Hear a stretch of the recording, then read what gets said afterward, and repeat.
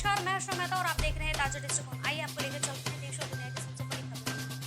पहली खबर, बॉलीवुड अभिनेता सलमान खान को एक और मौत की धमकी मिली है, जो अज्ञात भेजने वाले ने 2 करोड़ की मांग की और कहा है कि यदि ये राशि नहीं दी गई तो गंभीर परिणाम होंगे। ये संदेश मुंबई पुलिस के ट्रैफिक हेल्पलाइन के व्हाट्सएप के माध्यम से भेजा गया है, जिसके बाद दिल्ली पुलिस ने एक मामला दर्ज किया है और भेजने वाले का पता लगाने की प्रक्रिया शुरू कर दी है। यह घटना नोएडा के एक 20 वर्षीय युवक की हाल की गिरफ्तारी के बाद हुई है, जिसने कथित रूप से खान और एनसीपी नेता जिशान सिद्दीकी को भी मौत की धमकी दी है। संदिग्ध को तकनीकी सबूतों की मदद से पकड़ा गया और उसे पूछताछ के लिए मुंबई लाया जाएगा। ये धमकी उस पूर्व घटना की याद दिलाती है, जहां जमशेदपुर के एक व्यक्ति ने खान से गैंगस्टर लॉरेंस बिश्नोई के नाम पर 5 करोड़ की मांग की थी। पिछले हफ्ते मुंबई पुलिस को जमशेदपुर के संदिग्ध से एक माफीनामा मिला, जिसमें कहा गया कि संदेश गलती से भेजा गया था। इस बार-बार की धमकियों ने सलमान खान के आसपास सुरक्षा चिंताओं को बढ़ा दिया है।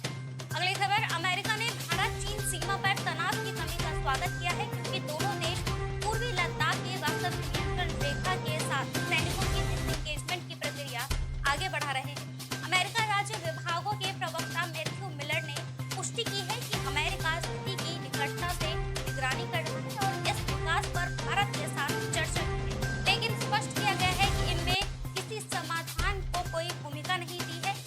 रक्षा स्रोतों के अनुसार डेमचोक और डेपसांग स्रोतों में डिसएंगेजमेंट प्रक्रिया लगभग पूरी तरह हो चुकी है। दोनों देश की सेनाएं बुनियादी ढांचों को हटाने की पुष्टि कर रही है, जो 2020 में शुरू हुए लंबे समय की गतिविधियों को दोनों देशों की सेनाएं बुनियादी ढांचे को हटाने की पुष्टि कर रही है, जो 2020 में शुरू हुए लंबे समय के गतिरोध को हल करने में एक सकारात्मक कदम है। अगली खबर, कनाडा के हिंदू समय के कंजर्वेटिव नेता पियरे पोइलरिवरे की आलोचना की है, जिन्होंने भारत कनाडा के बढ़ते तनाव के बीच दिवाली की एक कार्यक्रम में शामिल होने से मना कर दिया है। Overseas friends of India Canada ने इसे विश्वासघात करार दिया और कहा है कि ये दर्शाता है कि इस समुदाय को कनाडा के बहुसांस्कृतिक आदर्शों के बावजूद बाहरी के रूप में माना जाता है। पोइलरिवरे का कार्यक्रम से हटना भारत कनाडा संबंधों में तनाव के बाद आया है, जब ओटावा ने खालिस्तानी नेताओं को निशाना बनाने में भारत की संलिप्तता का आरोप लगाया, जिसके जवाब में भारत ने कनाडाई राजनयिक को निष्कासित कर दिया। ओएसआईसी ने पोइलरिवरे से माफी मांगने का आग्रह किया, जबकि कुछ कनाडाई हिंदुओं ने सोशल मीडिया पर उनके निर्णय को निशाना व्यक्त किया। अगली खबर, प्रवर्तन निदेशालय ने पूर्वी मैसूर शहरी प्राधिकरण के आयुक्त नितेश को कथित भूमि आवंटन धोखाधड़ी के संबंधों में गिरफ्तार किया है, जिसमें 928 प्लॉट के अनुचित आवंटन शामिल है।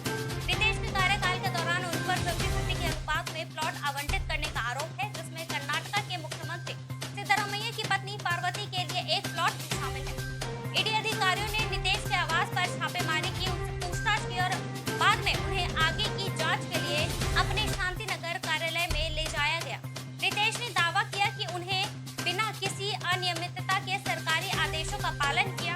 ईडी ने एमयूडीए से जुड़े धन शोधन की जांच के संबंध में कर्नाटका के कई स्थानों, जिसमें मंगलूर, बैंगलोर और मैसूर भी शामिल है, पर भी तलाशी अभियान चलाया।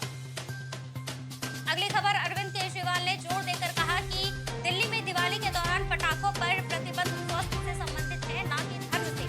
एक प्रेस कॉन्फ्रेंस में उन्होंने कहा कि दिवाली रोशनी का पर्व है और पटाखों से बचने से प्रदूषण को रोकने में मदद मिलती है, खासकर बच्चों की सुरक्षा के लिए। उन्होंने स्वास्थ्य संबंधी जोखिमों के कारण पटाखों को हतोत्साहित करने वाले न्यायालय के निर्णय का जिक्र किया और सभी से दीप जलाने पर ध्यान केंद्रित करने का आग्रह किया।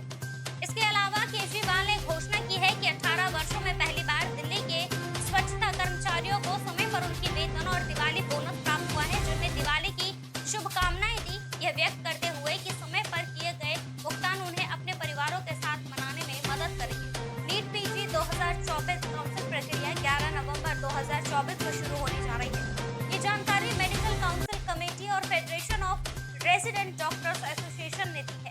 परीक्षा 11 अगस्त को 2,28,540 उम्मीदवारों के लिए आयोजित की गई थी, जिनमें काउंसलिंग कार्यक्रम में महत्वपूर्ण देरी हुई है, जिनसे भविष्य की प्रवेश प्रक्रिया की समय सीमा को प्रभावित किया गया है। उम्मीदवार आधिकारिक एमसीसी पोर्टल पर काउंसिल कार्यक्रम को एक्सेस करने में अपनी पसंद के कॉलेज और पाठ्यक्रम चुन सकते हैं।